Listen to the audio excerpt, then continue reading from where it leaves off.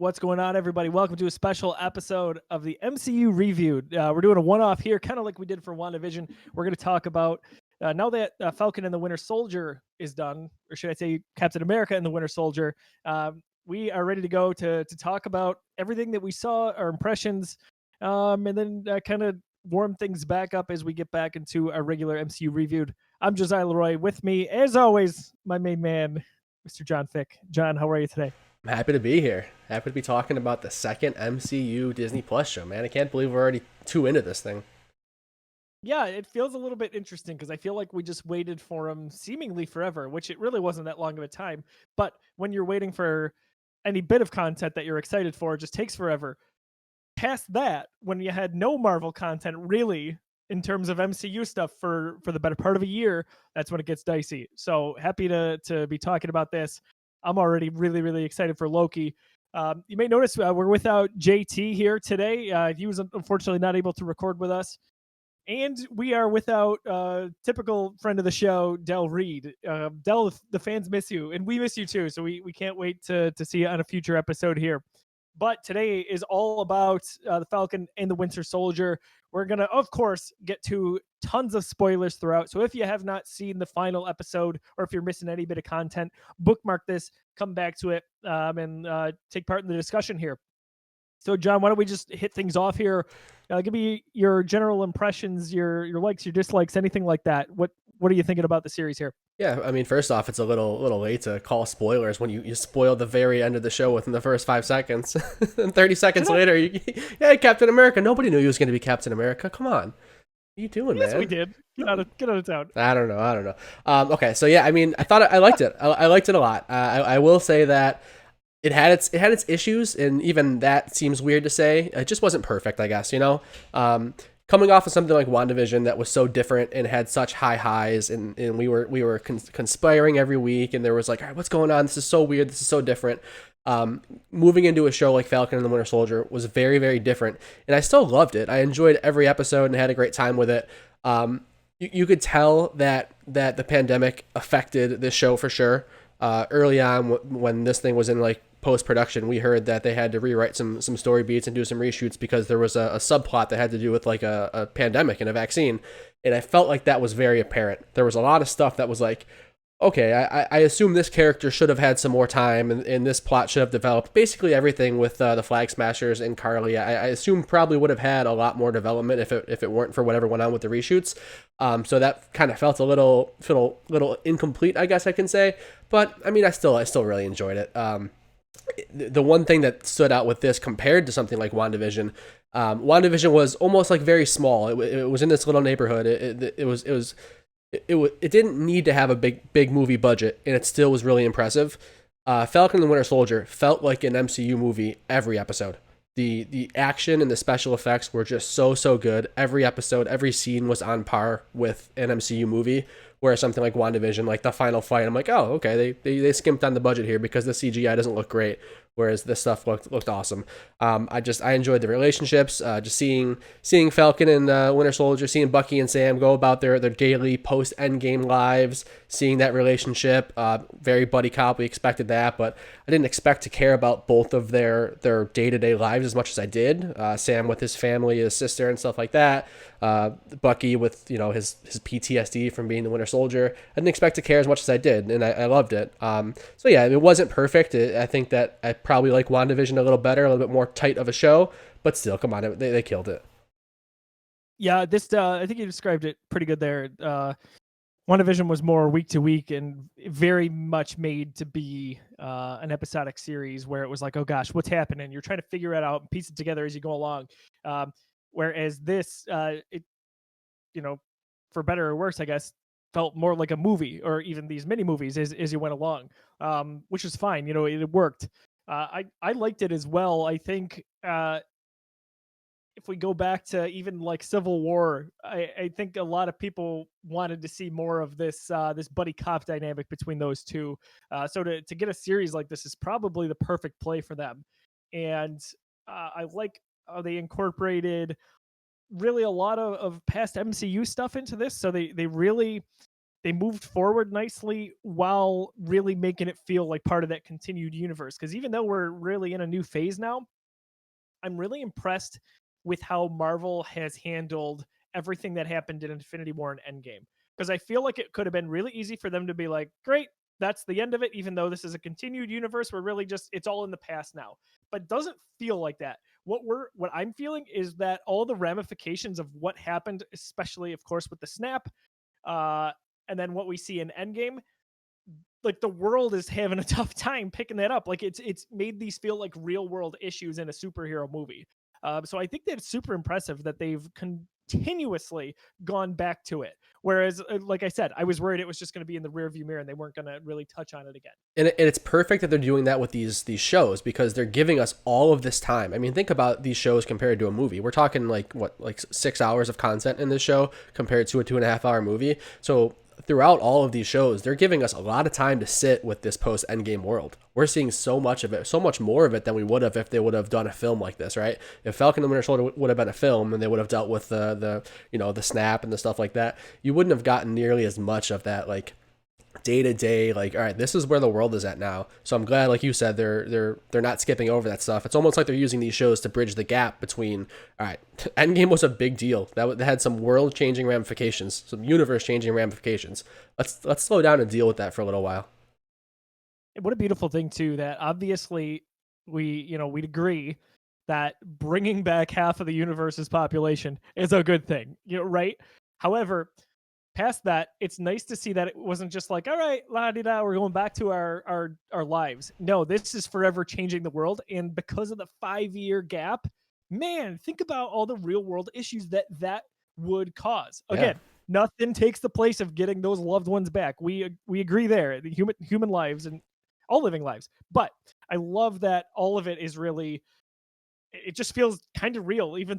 Yeah, I mean, Gosh, I hope that never happens. it goes without saying that if that happened, half the population comes back. There's going to be some logistical issues we have to figure out. Like, I mean, it's not, Yes, it's not as simple as right. snap back. Pun intended. It's not, and they could have skimped on that, and they could have not gone that path. And even if Endgame just stopped there with this story, I think we all would have been like, okay, great, that's it's awesome. They saved the day.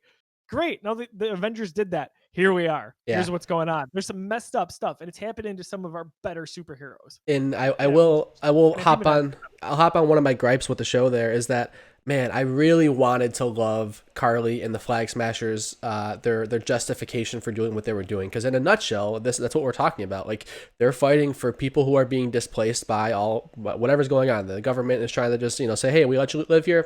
5 years go by, now you can't anymore, right? So they've got a righteous goal, and you want to get behind that. They just don't give us enough development. They don't give us enough logistics behind, like, all right, not logistics isn't the right word. They just don't give us enough to care, because I wanted to, and I wanted to feel almost like Thanos, which is way extreme, but like being able to see his side of it, right? Like, you can see it. Oh my God, like, he's trying to save some people. Obviously ridiculously twisted, probably the wrong way to go about it, but in his eyes, his intentions are good. And some people were, Team Thanos. Thanos was right. Stuff like that. I wanted to empathize a little bit more with the villain and the big bad in this season, in this series, but it just wasn't enough there for me to do it. And that's one of my takeaways. Like, man, you could have done this a little better. Yeah, I didn't think she was totally likable. It's tough to. It's a tough thing to write in a character like that, to want to get behind a villain, or at least give them those I don't even know, justification maybe for what they're doing. Empathy. And she just, I didn't get there at all with her. I just was kind of like, okay, you need to go. You're not doing this the right way, which I guess makes you only further stand behind a guy like Sam, right? Yeah. So in one sense it works, in another it doesn't. Yeah, I think I do disagree a little bit, because I think she is the reason that I wanted it to work, because I really did like her character, and I like the way she portrayed it. I think I forget her name. She was in Rogue One. I think she's a great actress, and I love the character. And big fan. What's that? She was in Solo. Oh yeah, gotcha. I'm getting the spin-offs confused. My bad. I can't remember her name in that either. But Dell knew right away when I mentioned it, and I was like, Jesus, I should know Infus Nest. I know her name in that, but not her real life name. Sorry about that. But yeah, I thought her character was awesome. I just couldn't get behind her cause. I wanted to, that was part of the reason I wanted her cause to hit home with me, because I like the character so much and I like the actress, but whatever, it didn't work. Yeah, I guess I can get behind that a little bit. there's one point in the final episode where I don't even remember what she said she was gonna do. Maybe she's just talking to her 3 or 4 main associates there, and she says something kind of brutal, and it makes them all go, they stop for a second, and then she says her thing, one people, one world, And they and were just they like, all kind of right, yikes. right, like that was a nice little moment, I thought. There's a lot I want to get to in regarding the final episode as we get on to more in this episode here. But if we made this a theme in the MCU Reviewed with all the movies. Here we're not going to really rank the shows or episodes or anything like that, but I still want to carry over some of those themes. John, if you had a favorite non-title character, so we're saying not a Bucky, not a Sam, who maybe is to your liking? Anyone hit it out of the ballpark for you? Ooh. Was more memorable? I do have an answer. If You you go need first. a second. Yeah, go ahead. Okay, Zemo. So I didn't know that I wanted more time with him. His character was, I thought, great in Captain America: Civil War. Yeah. And when I heard that he was coming back here, I was like, oh, okay, that's a nice thread, right? He's connected to the Captain America series, so it makes sense. But to see how he was used, I thought was just absolutely awesome. His forget the name of his actor too. I know I'm bad at this, but he really nailed it, and I love that he didn't come off as another Loki, who was always if Loki were in this role, let's say they rescue him from prison, Loki's always trying to escape, right? He's always trying to screw him over. I don't know that Zemo is totally there. There's an odd sense of honor with Zemo. Oh, yeah. He's staying with them for. You questioned it from time to time. You feel like he could just jet off, And he did at one point. right? He did, but not to the degree that I feel like a Loki would be, where it was relentless and just ridiculous. Here, it was it was fine. The one scene when U.S. agent basically handcuffs him, and he basically says overkill, but I get it. Yeah. That's kind of funny. One scene I really really liked with him is when he sends Sam and Bucky to go find the information. Basically, they're all trying to get this information or this intel, and what he does is he goes and talks to the kids. Yep. He's just brilliant, right? He knows that Sam and Bucky are going to go try to figure this out in a way that's probably more difficult than it needs to be. But what he does is he's got some candy, candy. right? A little creepy, but yeah, effective. He's got this candy. So, but what makes it very hit home for me is that when he gives it at the end, he says, "This was my son's favorite." So you understand at that point, okay, there's a reason he's got this. At first it's okay, you got candy, a little bizarre. But at the end there, when he's getting that intel from the kids, he's talking about how good it is, and he says, "This was my son's favorite." And you're like, oh, man. Yeah. That kind of hits you there. So justification, I guess. But I love the way he interacted with Sam and Bucky, and I thought that it was a really, really good addition to the show. And to sum it up, like I said, he's someone that I didn't know I wanted to visit more of. For sure. I think Zemo was awesome. Everything you said, I completely agree with. What a great way to use a villain like that, who is intrinsically tied to the story. It almost makes you wonder if after Civil War, there was other plans for this. If maybe it wasn't going to be a movie, or maybe it wasn't going to be a series, but maybe Cap 4 was going to bring Zemo back, because there's just so much there, and they did a great job with it. And that actor, again, don't know his name, but awesome, killed it. For me, I think it's very obvious. I couldn't come up with one. I don't know how this slipped my mind, but John Walker, man. I thought they did an absolutely perfect job. He was right out of the gate so perfectly hateable. I mean, he had your sense of respect because he was just there to do his job. Of course, this guy at the top of the U.S. military is offered the role of Captain America. Of course, he's going to say yes. So you kind of empathize, but at the same time, you're like, man, I don't want you. Don't ever. You're with Sam and you're with Bucky. Don't fill this role. I mean, if Sam's going to retire the shield, keep it retired. It's super scummy of the U.S. government to do that. Don't do this. And then they hype him up. They give him those overly animated characteristics. He does a great job of making you hate him. And I don't know.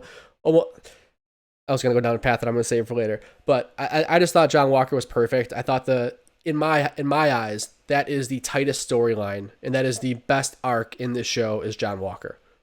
Going from glossy-eyed Captain America, with a little bit of a dark past, talking about some of the stuff he got to receive his medals of honor, but they're there to do the job. to the guy who's completely overwhelmed and out of his league, and he swoops down to take the super serum, to the guy who is murdering some random grunt for the death of his best friend, which wasn't even caused by said random grunt. To then, villain with a little bit of redemption at the end, which I thought was, I've seen some people say that it wasn't earned. To me, John's character never went fully dark. I mean, he made some mistakes, and yes, he just got that serum, and he was hyped up, and he killed somebody, but we've seen the Avengers kill some people in their time, So it wasn't, he never made that full terrible guy turn, because even when he showed up at the end, he showed up to capture and defeat Carly, right? He wasn't there to kill Sam or to kill Bucky. He was there to finish his job. So I really like what they did with John. I thought the casting was perfect. It was well executed. That's like my favorite arc in this show is John Walker, the U.S. agent. I totally agree with a lot of that, actually. I think at first I kind of rolled my eyes when he was introduced, or maybe the second episode, because I was like, oh my gosh, can we be any more obvious? Like, we're supposed to hate this guy. I get it. Great. But then, like, I found sympathy or empathy, I guess, depending on how you look at it, throughout, because it was like these ridiculous expectations. How do you turn that down in a way, like, to get that role? It's not like he technically did anything wrong. I like that he had that dark side, but it almost proved towards the end that deep down he really wasn't a bad guy. He is a good guy because of, I assumed he was just going to be there with some ulterior motive and kind of like turn the gun on, so to speak, on Bucky and Sam, but he didn't. He was a very human character to me. And even at the very end, when he becomes officially U.S. agent, as I've referenced him, all he does is share a moment with his wife, and he goes, "I'm back." And it was just nice. Like, I rooted for that. So I'm happy that's the way it went, because I thought at first, I'm like, oh my gosh, you're just going to try to make me hate this guy more and more. But they didn't go full blown with it. Yeah. And even in that final moment, that final scene, like you're referencing, it was still like, yes, it was celebratory and he was happy, but it's still, as the viewer, it's a little tragic, because like, man, you're not back. You still killed a guy in cold blood on national television, and like, that's still there, and you've still made some bad choices. So, buddy, you're not back, but I'm glad you're trying. So, and I love that moment. Like, it was so well lit. Like, it was supposed to be this happy moment, but it just came off of this like terrible situation. So yeah, I just think his character was so well done. What another real world situation. Not that I want to get too deep into that, but like that everybody is standing around with cell phones when that happens, right? Like, I mean, it's so cool to see that explored. We don't really see that much, No, that is, I say realistic. Obviously superheroes are not totally realistic, but that was like another real moment to me, that it was like, man, you not only gotta watch what you do, but you better be really careful nowadays. You really gotta make sure you're doing the right thing at all times. And if you have that slip up, someone's going to be there to make sure it's there. So you really got to make sure. And I don't know if that was eye opening for him at all, because at that point that's where I thought he was going full blown, right? Like, because it was an ugly turn. It was a really, really bad dark moment. But I do think there was a bit of redemption, as you said, whereas I know some people will disagree with that. But hey, that's cool too. Yep. So real quick before I forget, Julia Louis-Dreyfus, if you've listened to the Geekiverse for a long time, huge Seinfeld fan. I totally forgot that she was involved in this. And to the degree that she was, it was great, just these little moments here and there in the final episodes. But my gosh, I'm sitting there just nerding out, because I'm like, Elaine Bennis, oh my gosh, you're in Marvel now. This is wonderful. Yeah, I thought it was cool. I did think I don't know anything about her character. I was never, just like you, big into the comics. So anytime a new comic character gets introduced, I'm excited to see other people excited and to learn about that background, like, through YouTube videos, and to get excited about their future appearances. I did think her character was a little ham-fisted. I thought she was a little much. I appreciated her reasoning and what she was there to do, but like, and I don't think I'm sure it was the direction and the way it's supposed to be, but to me it didn't land. It was just a little much. Had not like Seinfeld, I don't think I would have liked it as much. So there's a natural bias there.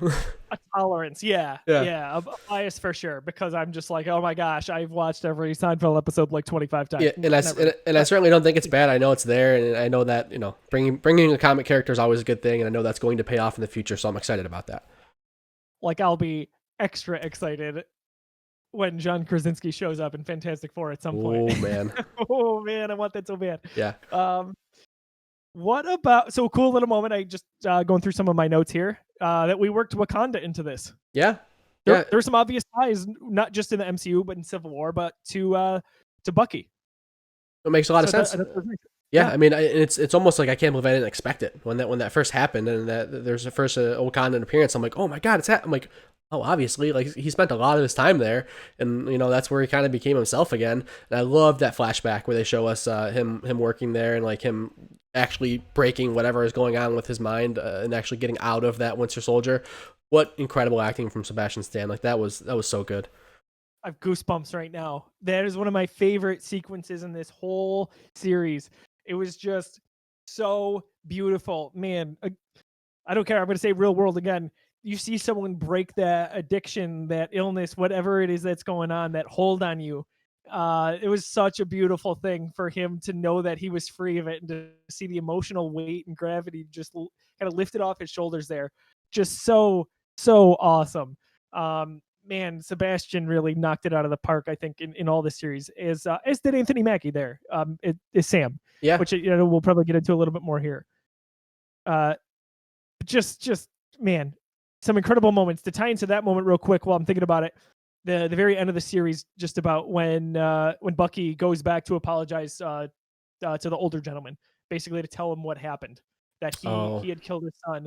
Um, we I assume him walking out, that the gentleman kind of course we saw the emotions start flying, basically probably told him, get out, I don't want to be your friend anymore.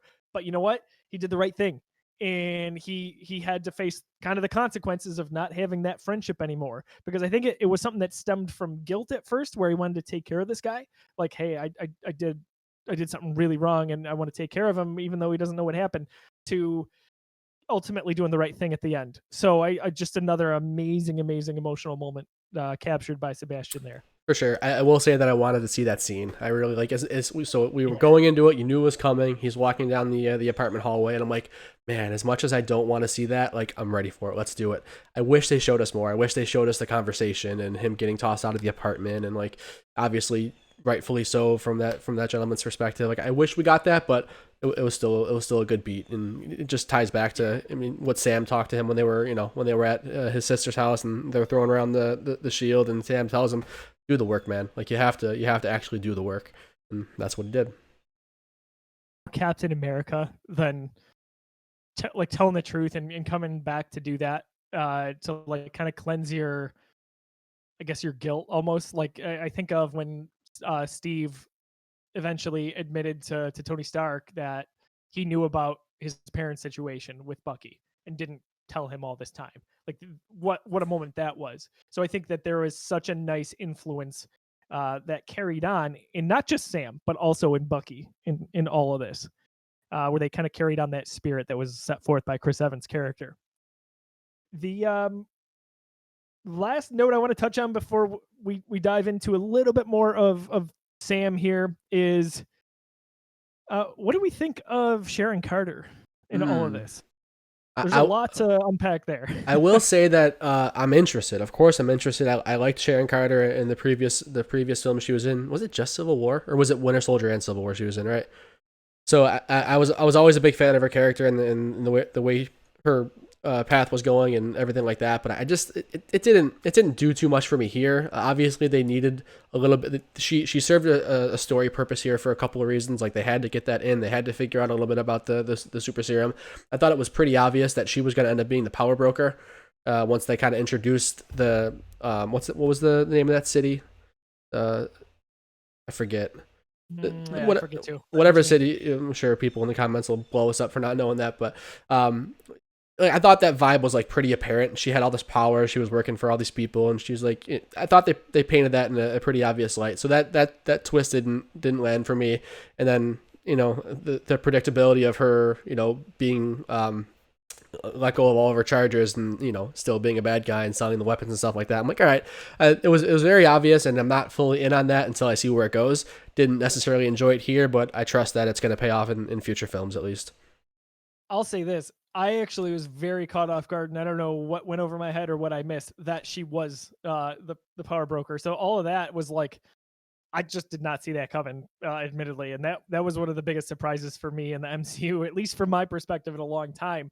What was not obvious, or what was obvious, I should say, is at the end when she's being pardoned, and I'm like, here we go. Yeah, you That's a don't. character that I didn't want to get there on, I know. and like, think about that too. Like, Peggy Carter, so her aunt is this widely respected legend, right? Like she paves the way for so much there, so much good.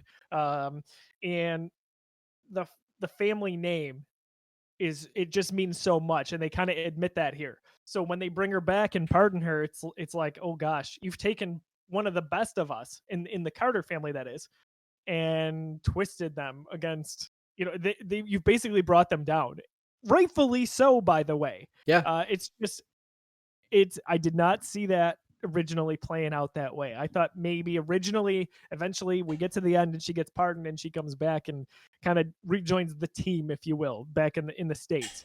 I did not see that. So that was a little bit out of left field for me. Kind of interesting. yeah, interesting. It's one of those things where like I didn't necessarily enjoy it while I was watching it. It was just fine. It was kind of just filler to me.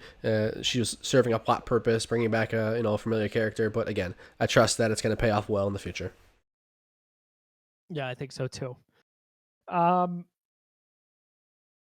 we want to talk about Sam? We haven't really too much talked about him. Yeah, I mean, Sam is obviously even though this is Falcon and the Winter Soldier, this is very clearly Sam's show. Obviously, Bucky's there, and they're sharing plenty of screen time, and Bucky's got a great arc. But this show is about Sam and what it's like for a black man to be handed the Captain America shield and how he handles that, and the story of Isaiah Bradley was his name, right?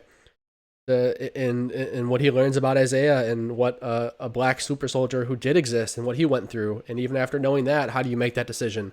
They handled it. It's a tough topic. It's something that's very real in our society, and I thought they did a great job. I mean, I'm not certainly the person to sit here and dive into whether or not it was as accurate as it could have been, or did they go too far or not far enough. But I will say that I thought they did a good job. I thought that his speech at the end, when that final fight, when he's flying around, throwing the shield, some of the coolest choreography we've seen in the MCU, and that guy from Maryland says, "It's Black Falcon," and that kid says, "No, that's Captain America."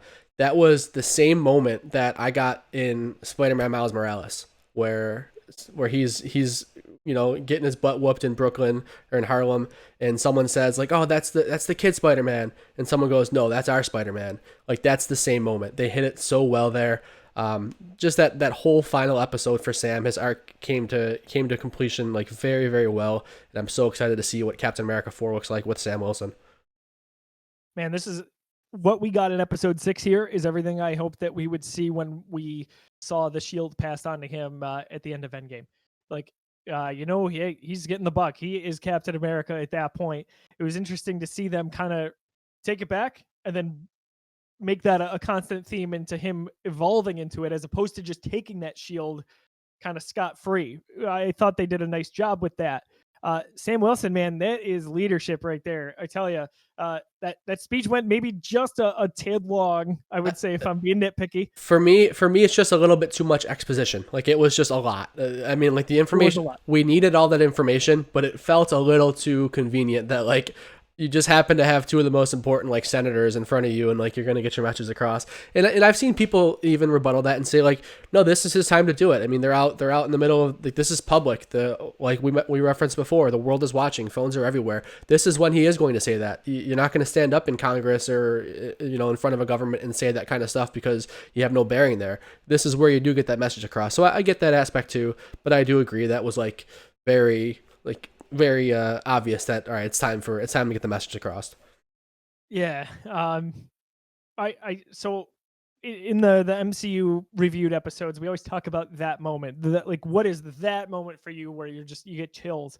I could list any number of them. I referenced the few emotional sequences with Bucky, or maybe some of the other moments we saw with Walker. However, for me, I gotta say it's early on in episode 6, and in him flying in that new Captain America suit.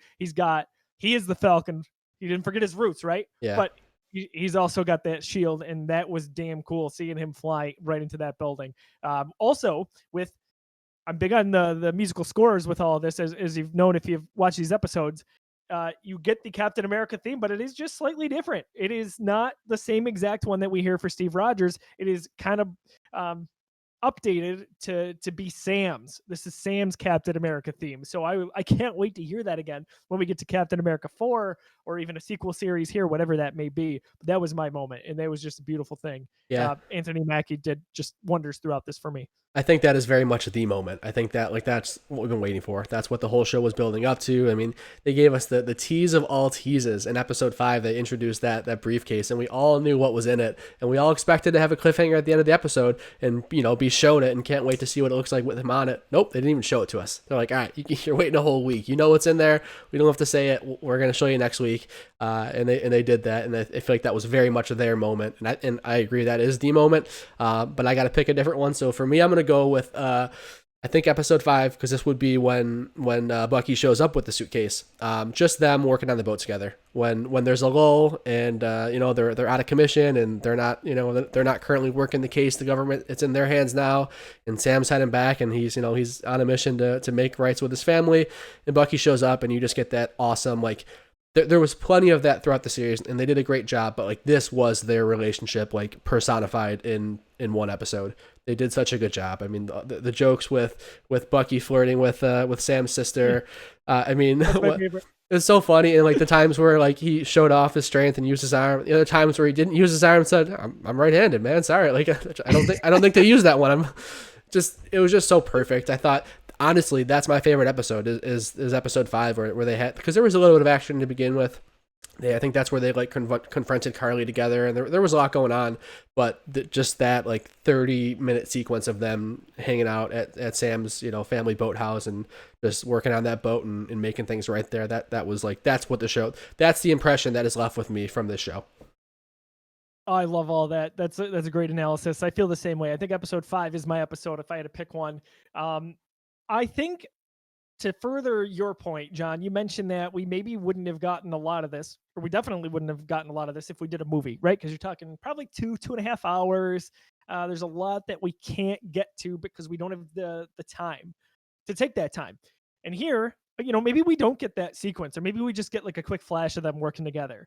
But I love those lulls. I just that is why Disney Plus is going to be a beautiful thing for the MCU, because there's no parameters that they have to fit into. For sure. In a movie, that is a montage. That is a almost probably upbeat song, and that is 30 to 40 seconds of that, and it gets a similar point across, but being able to spend that time and really be there for, maybe 30 minutes is more than it was, but it felt like it, at least. It was really well done. Yeah. The sister thing was absolutely hysterical. Yeah, it was good. I love Bucky waking up and the nephews having played with the shield. Oh, yeah. That was great. There was, selfishly, so this might be a little bit funny. When they go to visit early on in the series, the bank to try to get a loan, most people are going to be like, okay, this is ridiculous. As a banker, I can only imagine the struggles that banks would have to go through to figure out things for people who were not there for 5 years. It's a crazy funny problem to me. Yeah.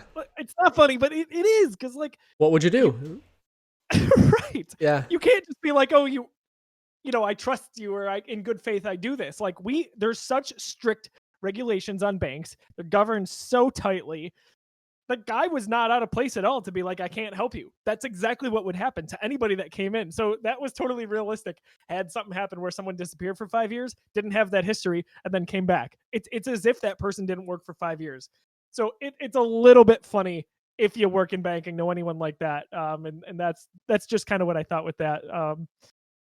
It's a little bit funny too that the banker was asking for selfies and stuff. I was okay, come on, dude, let's get on with the program here. That was a great scene, because at first he asked for the selfie, and you're oh man, all right, cool. Sam's gonna use his superhero fame to get this to go in his favor, and then it awkwardly starts to go the other way, and you're man, this world is very different. There's problems in this world, right? And it just goes back to the logistics. What do you do if millions of people come back out of nowhere? It's just that's the day-to-day life stuff that's super interesting to spend time with. Totally what do you do? Hopefully, again, we never get there. My gosh, if we Yeah. do. So I also love. I think it was episode 6. Now I don't think I'm talking about episode 5. Just everyone getting together in Sam's hometown. Was that a thing? Or Oh, maybe that was 5. well, I think there's 2 instances of that. That happens after the big fight and everything like that in 6. After he is Captain America, he's like there and he's like taking pictures and stuff like that. There's like a small little, right? That happens. Yes, okay, that's what I'm referencing. And Bucky's hanging out a little bit, like kids are hanging off of his arm, all that stuff where they're just everyday people for a minute, even though they're celebrities. Like there's a good balance there. Yeah. I love those smaller moments in this, as well as the epic ones. I also liked when Sam was in episode 5, I believe, practicing with the shield. Oh yeah. Bouncing it off the trees, trying to figure out, as we all know, the crazy ridiculous physics of that thing, right? Like they've referenced it a number of times. Like it doesn't even make sense. But him trying to figure that out was pretty awesome, because he could have just picked it up and been amazing at it, which none of us would have questioned. But at the same time, like to see that he had to work to figure it out.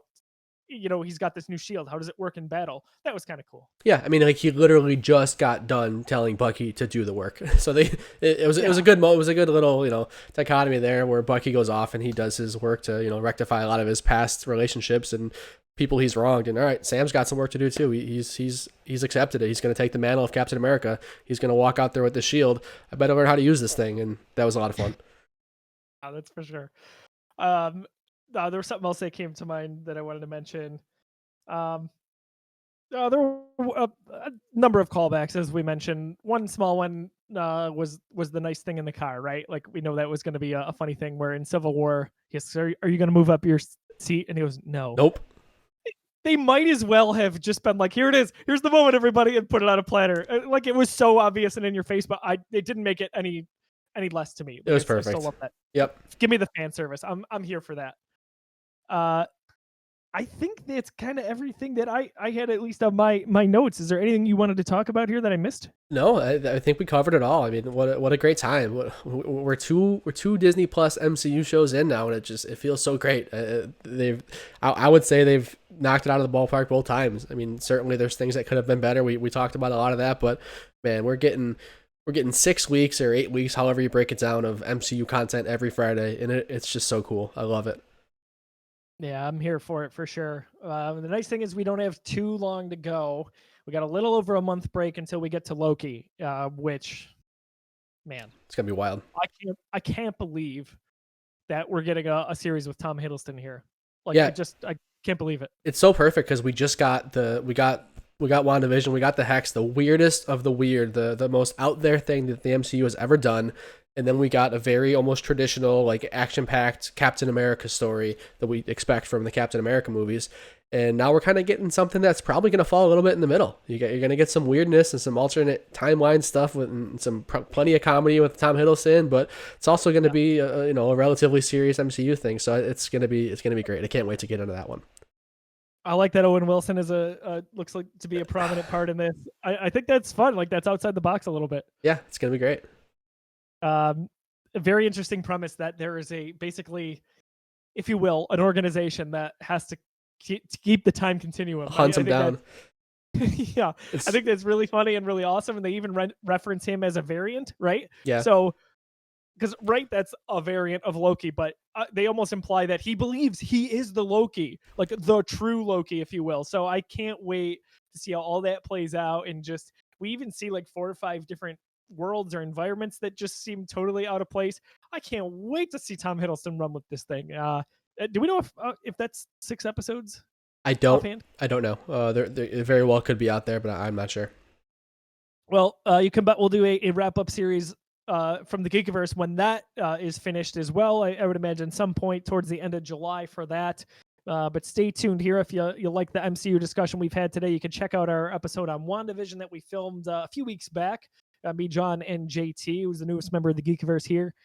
And we're going to have some more content coming up shortly. But John, we'll wrap things up. I had one last question. I know we answered it early in the show, but we'll just circle back again. WandaVision or Falcon and the Winter Soldier? I go WandaVision. I think I use a service called Letterboxd. If you're not familiar with it, it's like a little app that you can rate and review movies and series on it. I think I gave WandaVision 4.5 stars, and I think I gave Falcon and Winter Soldier 3.5 stars. So I did think WandaVision was just like a step up. It was just more up my alley. I'm glad they did that risky stuff, and I cared a little bit more about those characters. Had a heck of a time with the show, but it just I give the edge to WandaVision. To nobody's surprise, I'm in the same boat.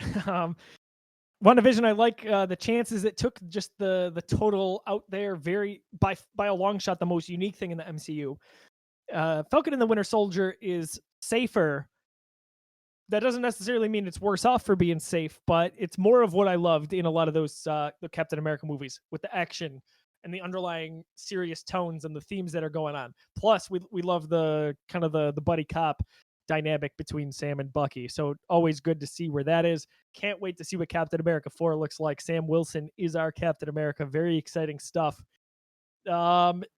Before we wrap up here, again, I said this last time. John, why don't you tell the viewers or the listeners a little bit about your shirt there? Oh yeah, so this shirt is a 26 shirts Fantastic special. So this is our good friend Della Reed runs a tight ship over there at 26 shirts. They do awesome work printing t-shirts, and every t-shirt run they do is dedicated to raise money for a specific cause. They just crossed what threshold, Josiah? I believe they just went over 1.1 million. So awesome. They're doing great work out there. A lot of their 26 shirt stuff are going to be Buffalo themed and sports related, but they also have a little spin-off called Fantastic where they do more like nerdy and pop culture stuff. So this is a great cross between WandaVision and The Office. So that's a lot of fun. So we love Dell. Can't wait to get him back on here, and their shirts are amazing. Yeah, we definitely can't wait to see Dell again. We're excited to see JT again on the show. We'll get into some friendly discussion there. John, where can people find you on social media if they want to converse about the Geekiverse, the MCU, and anything video games? Yeah, lots of video game stuff going on. A lot of fun stuff coming up soon. I'm over on Twitter, Instagram, all the socials at Disruptoid. Follow me there. Let's talk about video games and all the like. Good stuff. I'm at Josiah D. Leroy. Same as John. Thank you so much for tuning in. You can listen to the podcast wherever you download podcasts, or watch the episode at youtube.com/thegeekiverse, or visit our website at thegeekiverse.com. Again, for John, I'm Josiah. We appreciate you joining us for this journey here. Well, we'll see you for the next episode. Have a good one.